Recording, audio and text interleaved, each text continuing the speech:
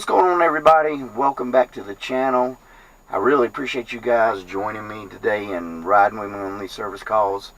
It gets kind of boring riding by myself, so it's always nice having you join me. Maybe I should get a big screen TV or something installed right here on the passenger side. That way I can watch some SpongeBob, maybe some Bugs Bunny, maybe some Tom and Jerry. I'm a old school cartoon guy, so it sounds good to me.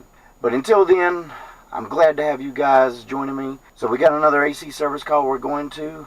I don't know what's going on with it, so let's get to the customer's house, figure out what's going on, and I'll meet you at the customer's house. Alright guys, I went in and talked to the customer. Basically they said that the unit was just not cooling. They couldn't give me any relevant information about anything. So I went to the thermostat like I always do. I turned the thermostat over to cooling. The thermostat clicked, so we know that the thermostat has power.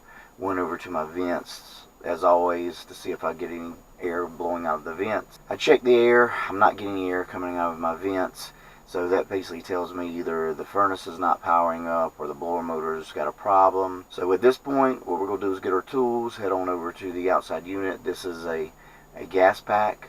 So let's head over to the gas pack and see what's going on.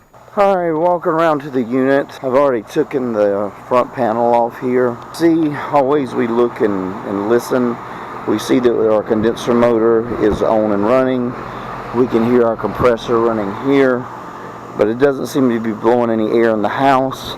So the first thing that we're going to do is we're going to check our blower motor. And this is our blower compartment on this type of unit. Let's remove our blower compartment.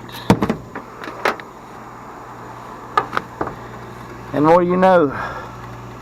We got another variable speed unit, variable speed motor that's not working. I think on a different type of unit, I kind of showed you this before. I don't know if you can see it in here, this blower wheel, how it's kind of bouncing and just kind of running but not coming up to speed. This basically tells us we got a bad variable speed motor. I'm glad to show you guys on this because this is a different style unit, but basically the same problem. What we're going to have to do, motor order for this customer, get the motor replaced, and then we can't really check Freon or anything like that until this motor is done. So basically we got to do this, but I want to show you here. Here's your evaporator coil. And this coil is actually starting to get really cold. I can actually feel frost starting to build up on these lines. So this is what I was telling you, is if your motor's not working, this coil here will get below 32 degrees, start to freeze up, and this is where you get all your ice and everything built up on an air conditioning. So guys, we got another service call we got completed. We got to order this motor. This has been a pretty quick one.